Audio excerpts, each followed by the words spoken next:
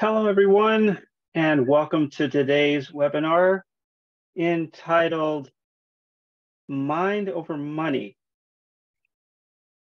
Nice to meet you all, and thank you for taking some time out of your busy day to join this webinar today. My name is Curtis Washington, and I'll be your presenter today. A little bit about me. I'm originally from San Diego, California, but as a military brat, I moved around quite a bit, and I eventually settled in Honolulu, where I graduated from high school and continued my education at the University of Hawaii at Manoa, where I received my bachelor's in Asian studies and also my MBA from the University of Hawaii's Shidler College of Business. After living away from the islands for over 25 years, I've recently moved back to Hawaii, where I now live with my family just north of Kona. My professional career largely existed within the business management consulting and financial services industries. My last position in the corporate world was as a vice president at Goldman Sachs. And over the last 25 years, I've served as a mentor, a consultant, or business partner for numerous highly successful businesses, ranging from commercial daycare centers to real estate investment companies. Most recently, I've attended the Thriving Coach Academy, a life coaching program fully accredited by the International Coaching Federation, or ICF.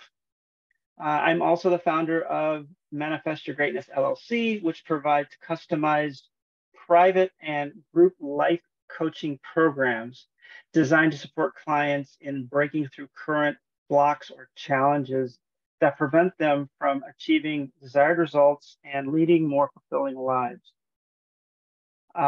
Lastly, I'm also the founder of the Manifest Your Greatness podcast, which explores practical and actionable steps to help us manifest the greatness that we already possess deep inside. Perhaps, though, most importantly, I have two amazing daughters, ages 14 and 12, and I've been married to my amazing wife for over 18 years, and just celebrated my 50th birthday very recently as well. All right, so let's get to it. So I want to start by talking a little bit about money rules. So basically, money rules are what we think about money. So to put it another way, our current money rules, they're based on input from multiple sources. And these are inputs that we've taken in over many, many years. So an example could be your parents. So what did your parents or authority figures teach you about money? So for me, an example was money is always tight. I remember that being taught to me. There's never enough to go around. Is another one. So an additional input source could be: were you taught you need to work hard to make money? And I specifically remember being taught, yes, I had to work hard and study hard to get ahead. Another question we could ask ourselves is, what were we taught about rich people and what were we taught about poor people?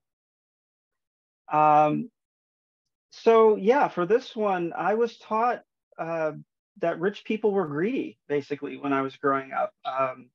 That they thought somehow that they were better than others. I remember that as well. And I was taught that poor people lacked guidance or opportunities or motivation to get ahead. I specifically remember these things being mentioned to me in the past. So another question: what comes up for you when you think about money? What comes up for you when you think about money? I used to think that there was never enough time. Working hard and trying to attract more money. It felt elusive. It felt like money was hard to grab a hold of and to hang on to. So I do remember that, and what came up for me specifically when I thought about money. And then another question is, what thoughts do you have about making more money? And for me, I specifically remember that I used to think there wasn't enough hours in a day to make more money. I used to think, what else could I possibly be doing? I'm tapped out. I'm barely getting enough sleep. I feel like I'm working extremely hard. Where else is there that I could go to bring more money into my life if I'm completely burning the candle at both ends, or so I thought. And one last question is, what are your thoughts about receiving money? Um, so for me personally, I specifically remember that when I was an employee and I received a paycheck, I had no issue with that.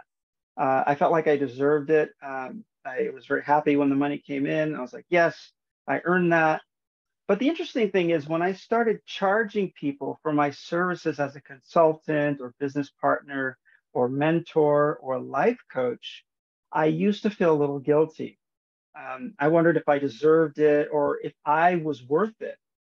So interesting how that can change depending on your depending on your situation in the marketplace as well.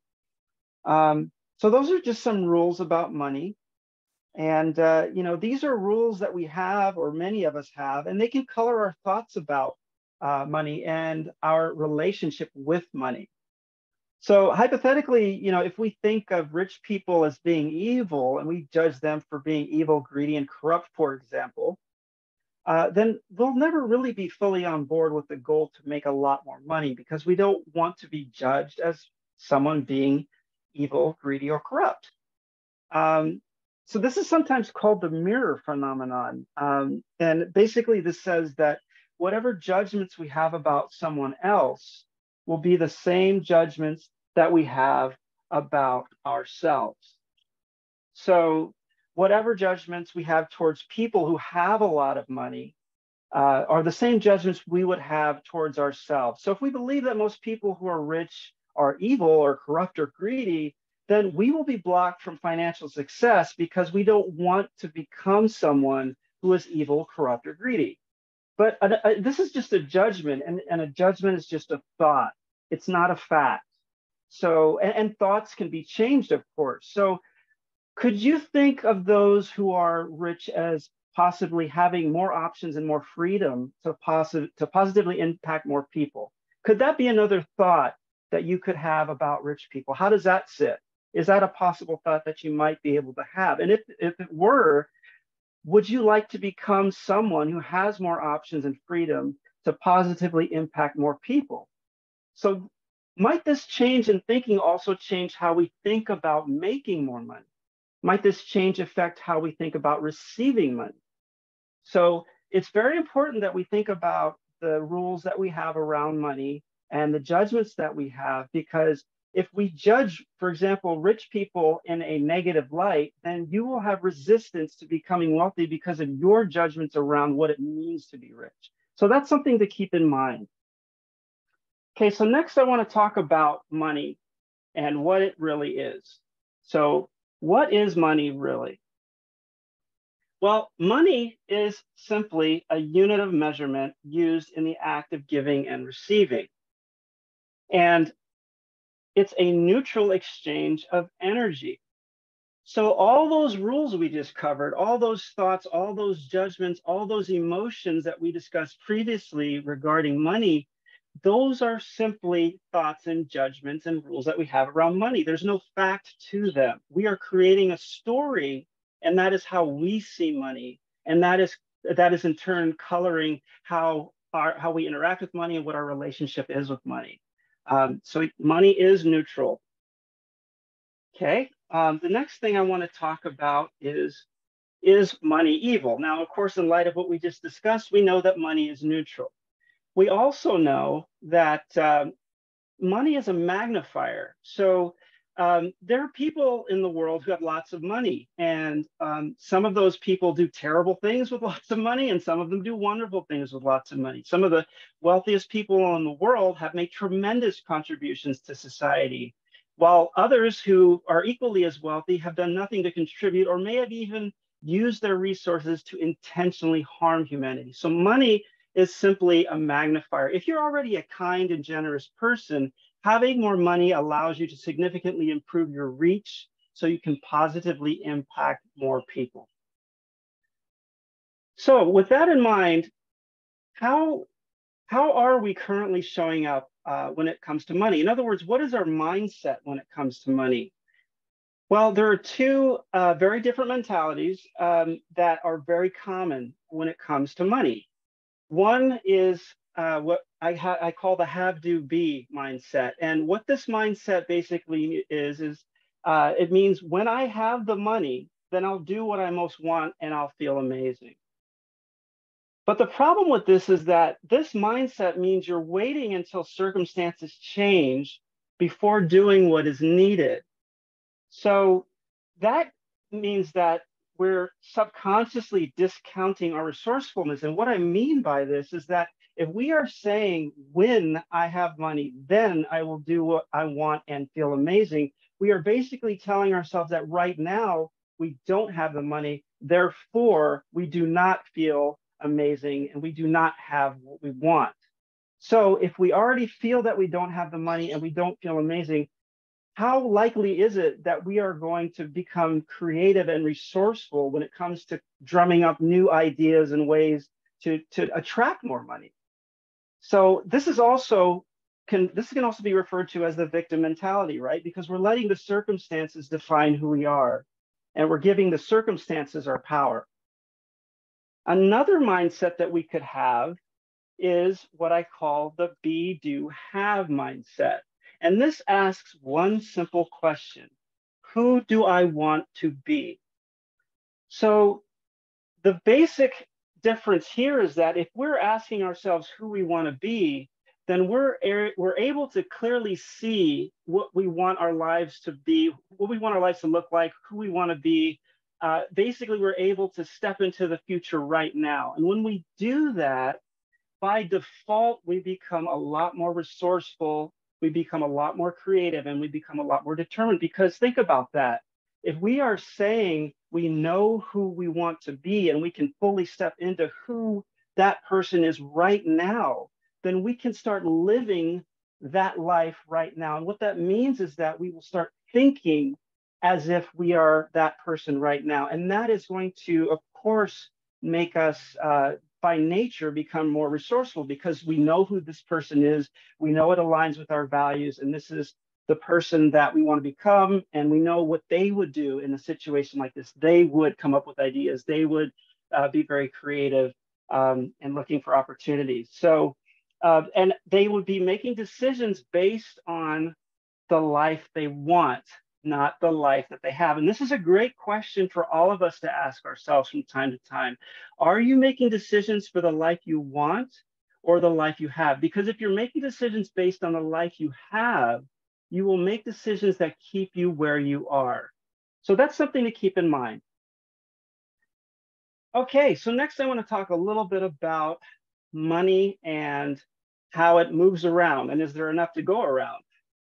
So the fact is, when money is congested, it can't have any impact, either positive or negative.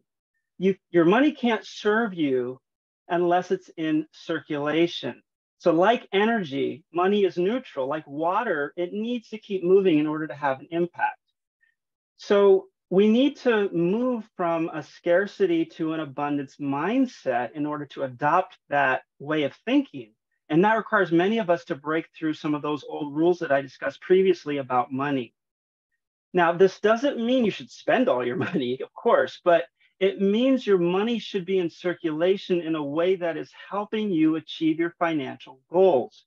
So this could be, for example, acquiring additional resources and skills that we can leverage to help us attract more money. And of course, when we spend money, inevitably that's going to create bills, but we can think of those bills. We can choose to think of those bills as invoices for blessings already received. So that's just a change in mindset. If we're putting the money out there and we know why we're putting the money out there, and we're working to, of course, acquire more resources and more skills to attract more money, then these bills that we are receiving as invoices for blessings that we've already received, because we know what they're going to do for us in the long run. And of course, when we receive money, we should be thankful, right? But when you spend money, another way we could think about that is that money is now having an opportunity to go and help someone else, to go and touch someone else's life and support someone else's life. So how do we get from this scarcity mindset to an abundance mindset? So one of the things that we need to, of course, remember is that there are certain things we tell ourselves every day that really hold us back. And there is one phrase in particular, I'm sure everyone out there can guess what it is, but there's one phrase in particular that really holds us from getting the things we really want to acquire. And that phrase is, I can't afford it. And this is a dream killer. And it's a dream killer because when we say we can't afford something, that means that it cuts off the flow of money by cutting off our resourcefulness. Because if we're telling ourselves we can't afford it, how likely are we going to be to look for ways to attract that money? Quite unlikely. If we're telling ourselves we can't afford it, we're going to look for other reasons why we can't afford it, right? So, of course, our mind has a wonderful ability called the reticular activating system.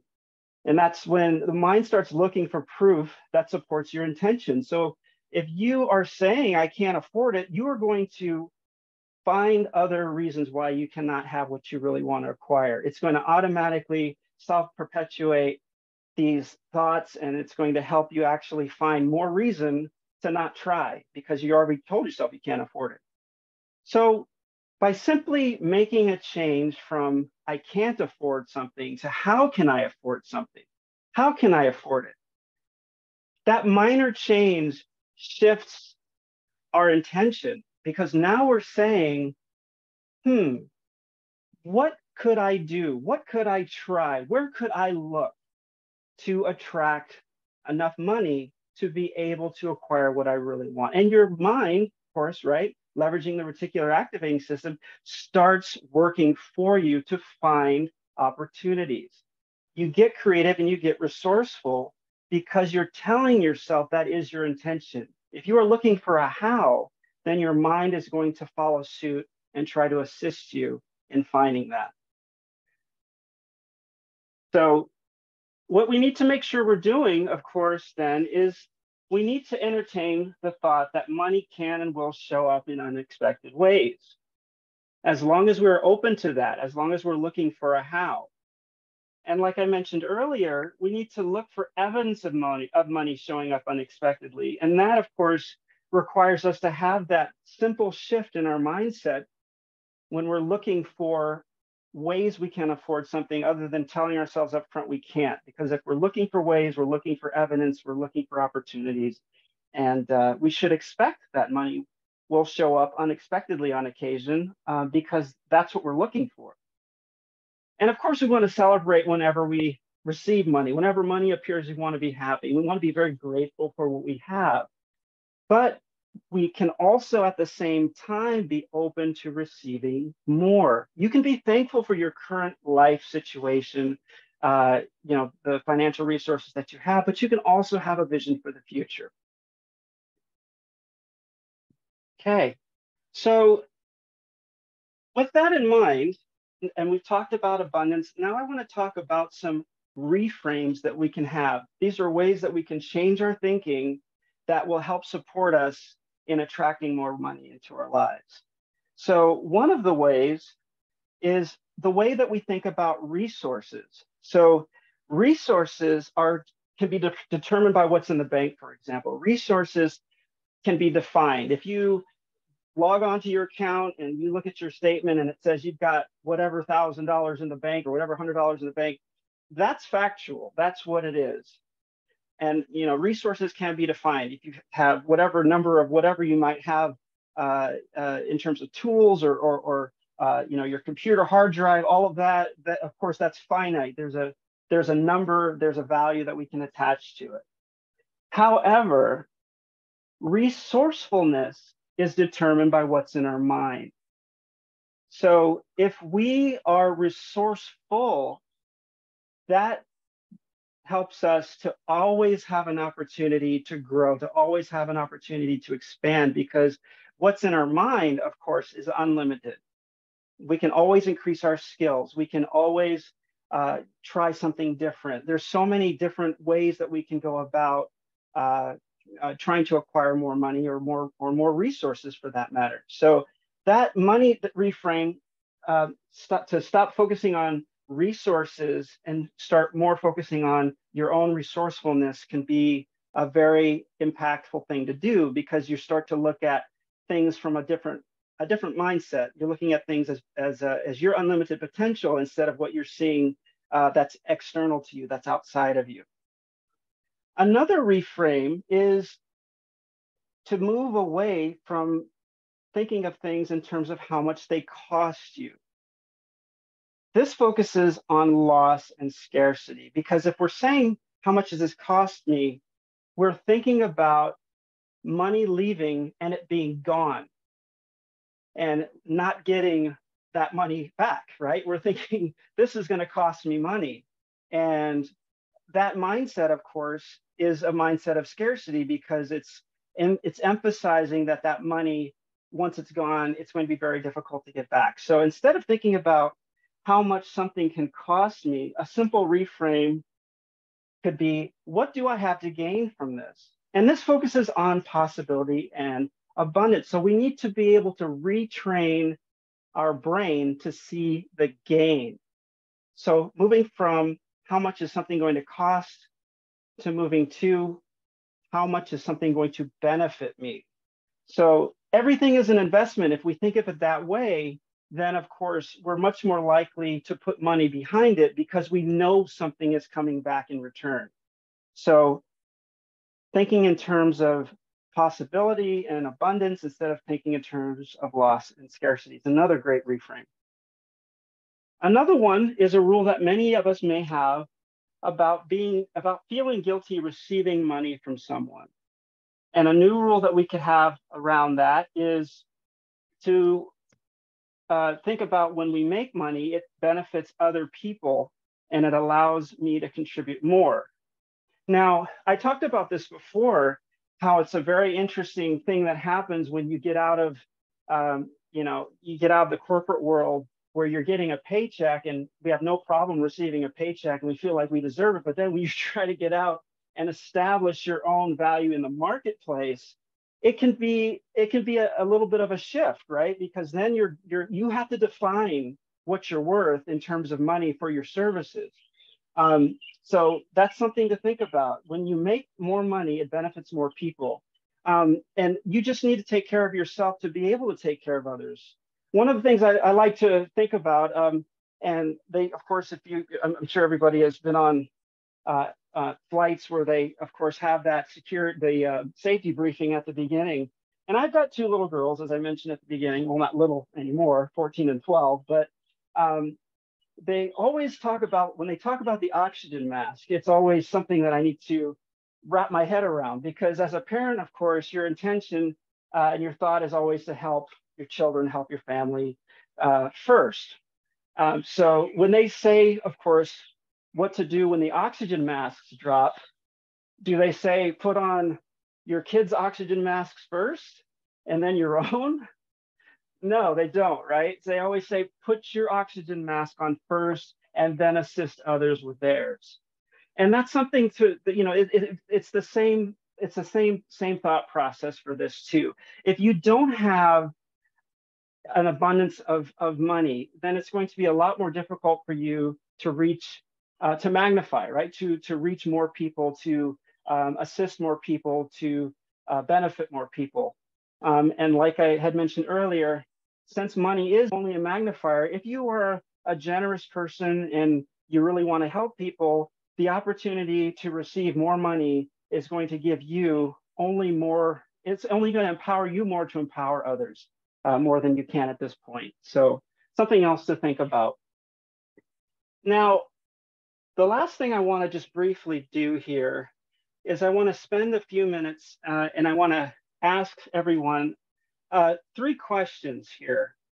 And these questions are designed to make you feel something. So they're probably going to, you're probably going to feel something in your gut or in your heart or something like that when you're listening to these questions. But I want you to feel that. I want you to tune into that. So take a few seconds, take a few deep breaths, try to center yourself, and try to become as aware as you can of what's happening in your body and how you're feeling. And I'm going to ask you these questions, and I want you to really pay attention to what you feel or what thoughts come up as well. Okay, the first question is, do you want to earn more? Do you want to earn more? The next question is, are you capable of earning more? Are you capable of earning more? And the last question is, are you allowing yourself to earn more? Are you allowing yourself to earn more? Now, I would imagine that one or more or all of these questions probably brought up some feelings and some thoughts, maybe even some judgments. But I'd like to reiterate here that everything that you're feeling and everything that you're thinking is based on these rules that you have already around money. So these thoughts, like I had said towards the beginning of the presentation, are coming from all of these inputs we've had growing up, from authority figures, from our culture, our environment, and those have created these rules that we have, and a lot of these rules that we have currently don't serve us. So wouldn't it be great if you had someone who could support you in overcoming these feelings and thoughts and rules that are holding you back from attracting more money? Well, as a professional life coach, that is exactly the kind of challenge that I help my clients overcome. So here's just a handful of benefits you would receive as my client in the Manifest Your Greatness coaching program. I would support you in upgrading the old rules that you have around money. I would support you in dismantling negative judgments that you currently have about money. I would support you in embracing an abundance mindset. I would support you by developing and maintaining a be do have mindset. I would support you in helping you avoid the hedonic treadmill. And I would support you in developing disciplined resourcefulness. And these are just a few things. These are just a few things, but this is a list of some of the things I can support you with as your coach. And a few things about the Manifest Your Greatness coaching program. I offer support in the form of one-on-one coaching sessions as well as group coaching sessions. And for the members of today's live webinar, I'm actually offering a free 45-minute coaching consultation call. And that call is designed for us to explore any area in your life that you're currently struggling to make progress in. It doesn't have to be about money. It could be fitness, it could be relationship related, it could be career related, basically any area of your life that you would like support in.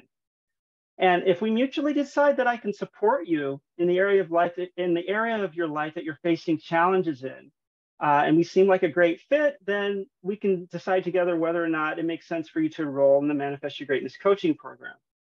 And also, just for today's attendees of the live webinar, I'm also offering a substantial discount off my normal coaching program rate. Simply mention that you learned about the Manifest Your Greatness coaching program at the Mind Over Money webinar, and you will be qualified for that discounted rate.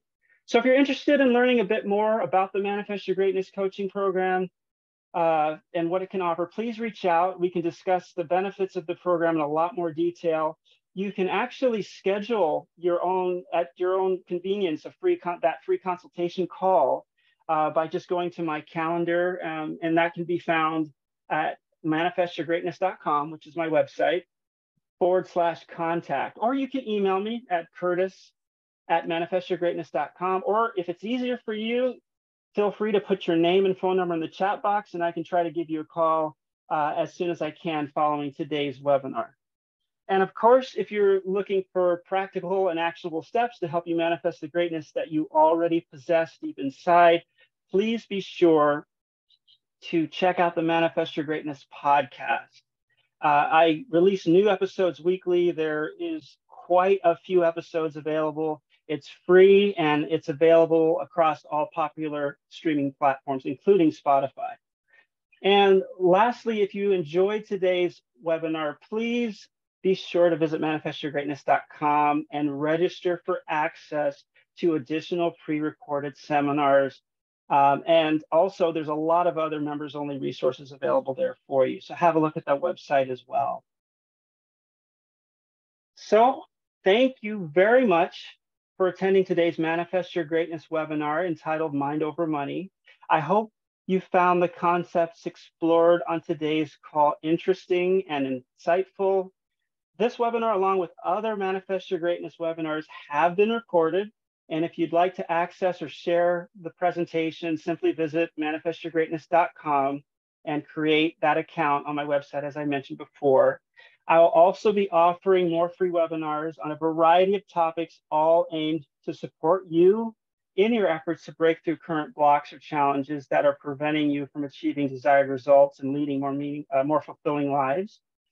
In the near future, I'm actually going to be offering some more of these webinars. And in addition, I very much value any feedback that you may have regarding today's webinar. So please shoot me an email and let me know your thoughts about what I covered today if you have a moment. And lastly, I just wanted to say that I sincerely enjoyed connecting with you all today. And I really look forward to our next opportunity together to continue to explore practical and actionable steps to help you manifest the greatness that you already possess deep inside. Bye for now.